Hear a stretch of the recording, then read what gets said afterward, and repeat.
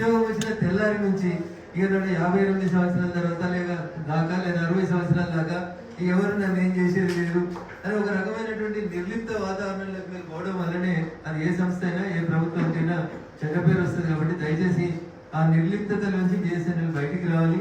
ప్రపంచంలోనే ఇంత పెద్ద ఎంప్లాయీస్ ఉన్నటువంటి సంఖ్య కలిగినటువంటి సంస్థ, ఇంత పెద్ద నెట్వర్క్ కలిగినటువంటి సంస్థ, ఇన్ని ఆస్తులు కలిగిన సంస్థ బిఎస్ఎన్ఎల్. అట్లాంటి బిఎస్ఎన్ఎల్ వెనక్కిపోతుంది, ప్రభుత్వ రంగ సంస్థ వెనక్కిపోతుంది అంటే దాన్ని అనేక రకాలుగా గుర్తు చేయలేటువంటి వాళ్ళు, ప్రైవేట్ సంస్థలకి తోడ్పాటు అందించేటువంటి కార్పొరేట్ శక్తులు చాలా మంది చెప్తారు.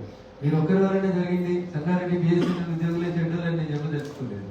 సో నాకేంటి అనేది రాజుగారి కొడుకు పెళ్లిలాగా మా సీజీఎం పనిచేస్తలేడు, మా జీఎం పనిచేస్తలేదు, నేను ఒక్కరిని పనిచేస్తే ఏమవుతుంది అని అనుకోకండి. దయచేసి మార్పు అనేది ఒకరితోనే మొదలు కావాలి, ఒకరి దగ్గర నుంచే మార్పు మొదలవుతుంది. ఆ ఒకరు గట్టిగా పనిచేస్తే మిగతా వాళ్ళు కూడా కొంచెం మార్పు ద్వారా మంచిగా పనిచేస్తారనేది నేను అందరికీ కూడా సవినయంగా విజ్ఞప్తి చేస్తూ, మీకున్నంత సంఖ్యాబలం, మీకున్నంత నెట్వర్క్, మీకున్నంత యూనిటీ ఇతర ఎవరికి ఏ సంస్థ కూడా లేదు. కాబట్టి కంప్లైంట్ అడ్రస్ రిడ్రెసల్ సిస్టమ్ లోపల మీరు కొంచెం యాక్టివ్ ఉండాలనేది నా విజ్ఞప్తి. నేను ఫస్ట్ తీసుకున్నప్పుడు ఒక రిలయన్స్, ఒక బిఎస్ఎన్ఎల్ రెండు తీసుకున్నాను. తర్వాత రిలయన్స్ కంటిన్యూ అవుతుంది కానీ బిఎస్ఎన్ఎల్ కంటిన్యూ అవుతలేదు. తర్వాత నేను కొంతకాలం ఎయిర్టెల్ షిఫ్ట్ అయ్యాను, ఆ తర్వాత మళ్ళీ కొంతకాలం రిలయన్స్ షిఫ్ట్ అయ్యాను. రిలయన్స్ నెంబర్ మాత్రం అట్లే కంటిన్యూ అవుతుంది, బిఎస్ఎన్ఎల్ నెంబర్ కూడా కంటిన్యూ అవుతుంది. దాన్ని I'm not using BSNL. Problem ఏంటంటే కొన్ని ఊర్లకి అయితే నెట్వర్క్ సరిగా ఉండదు, టవర్స్ సరిగా ఉండవు. ఇక్కడ టవర్ లేదని చెప్తే ఎవరు రెస్పాన్సిబుల్ ఉంటారు.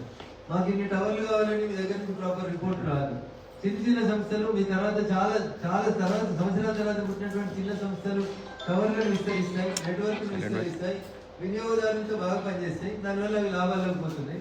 మనం అన్ని ఉన్న అల్లున్నట్లు శరీరం కట్టు అందరికంటే ముందు ఉండాల్సిన మనం, అందరికంటే వేగంగా విస్తరించాల్సినటువంటి నెట్వర్క్ కలిగిన మనం ఇంకా 3Gలు 4Gలోనే ఉంటాం. ప్రపంచం అంతా 5G దాటుకుంటూ పోతామంటే మనం ఇంకా 4G టవర్లు వేద్దామా, ఎప్పుడు వేద్దాం, ఏం చేద్దాం, టెండర్లు పిలుద్దామా, ఆ టెండర్ ప్రాసెస్ లోపల మనోళ్ళు ఎవరు, బయట వాళ్ళు ఎవరు, ఇట్లాంటి దురదృష్టకరమైనటువంటి పరిణామాలు జరుగుతూ ఉంటాయి. అందుకని మై సిన్సియర్ అప్పీల్, నేను ఈడ మాట్లాడినా ఇట్లా మాట్లాడతాం, మీ సెంట్రల్ ఆఫీస్ లో మాట్లాడినా ఇట్లా మాట్లాడతాం. కాబట్టి దయచేసి మై అప్పీల్ ఈస్, రానప్పుడు ఉద్యోగం రాలేదని బాధపడ్డాం, ఉద్యోగం వచ్చిన తర్వాత నిర్లిప్తతలోకి రాకండి దయచేసి. ఇక నన్ను ఎవరు చేసేది ఏముంది, ఎవరంటే మా యూనియన్ ఉంది కదా వాళ్ళు చూసుకుంటారు అనేటువంటి ఇదిలోంచి కాకుండా మన కనెక్షన్ తీసుకున్నటువంటి వినియోగదారుని మనం ఎట్లా కాపాడుకోవాలి. సో పెరుగుతున్నటువంటి పోటీ ప్రపంచంలో కూడా మనం ఎట్లా నడుపుకోవాలి, ఎట్లా నిలబడాలి, మన సంస్థ లాభాల్లో ఎట్లుండాలి అనేది ఆలోచించాలి. అంతేగాని కూర్చున్న కొమ్మని నడుపుకోవాలనేటువంటి ఆలోచన చేసి నడుకోండి, దానివల్ల చాలా నష్టాలు వస్తాయి. కాబట్టి దయచేసి your all well seniors and well versed with the subject. బాగా తెలిసిన వాళ్ళు, విజ్ఞులు, మేధావులు, అనేక కష్టాలు పడి ఉద్యోగంలో ఈ స్థాయికి వచ్చిన వాళ్ళు. కాబట్టి ఉద్యోగం అయితే వచ్చింది కాబట్టి మనం ఏం చేసినా చేయకుండా చేద్దాం అనేటువంటి విధానంలో ఉండకండి. మా సభ్యులు కూడా అనేక మంది గ్రామీణ ప్రాంతాల నుంచి వచ్చినారు.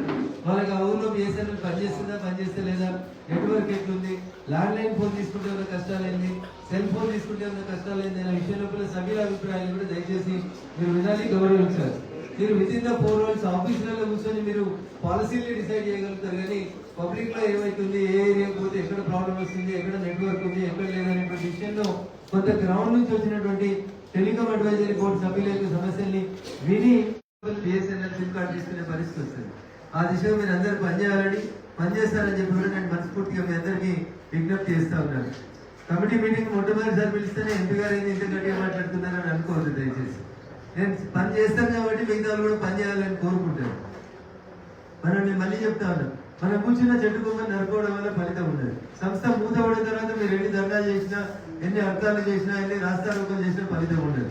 అందుకనే ఊర్లలో ఒక నారుడు చెప్తారు పెద్దలు, వర్షగానే ఇల్లు సంఖ పెట్టుకోవాలి, దీపం ఉండగానే ఇల్లు సంఖ పెట్టుకోవాలంటే ప్రైవేట్ సంస్థలు ఎంకరేజ్ చేసి ప్రైవేట్లకి మనం ఉద్యోగాలకు పోడు కాదు, మనం ఉన్నటువంటి సంస్థను ఎట్లా బతికించుకోవాలి, ఈ సంస్థ మిగతా సంస్థల కంటే భిన్నంగా ఎట్లా మోటివేషనల్ పనిచేయాలనే విషయంలో కూడా మీరందరూ కూడా సలహాలు సూచనలు ఇచ్చి కంపెనీని బతికించే దిశగా ముందుకు పోవాలి. ముఖ్యంగా 2-3 అంశాలు. ఒకటి, రూరల్లో పోయినప్పుడు కొన్ని టవర్స్ తక్కువ ఉన్నాయనేది బేసికల్ వస్తున్నటువంటి ప్రాబ్లం.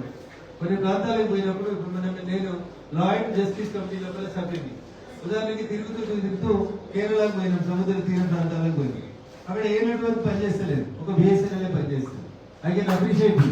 మిగతా ప్రైవేట్ నెట్వర్క్ లేదు కూడా.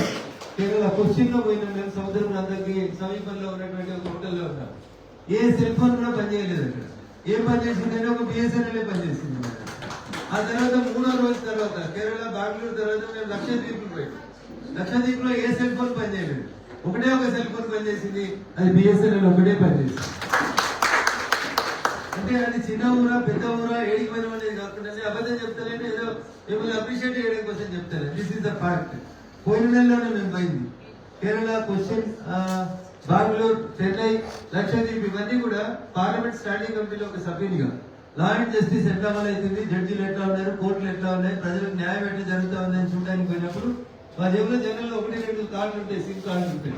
మిగతా ఫోన్లు పనిచేసి కూడా బిఎస్ఎన్ఎల్ పనిచేసి. సో అంత దూరంలో ఉన్నటువంటి మీరు ఇంకొంచెం మెరుగైనటువంటి సేవలు ఇస్తే మీ నెట్వర్క్ ని బిఎస్ఎన్ఎల్ బిల్డ్ చేసేటువంటి నెట్వర్క్ నాకున్నటువంటి అంచనా మేరకు ఇంకేది కనబడదు దేశంలో.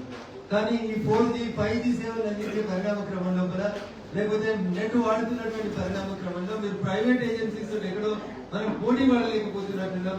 దానికి సంబంధించి విత్ ఇన్ ద 4 months మనం కూర్చున్నప్పుడు ఇంకా సంస్థ బాగుండాలంటే ఏం చేయాలనేది ఆలోచించాం.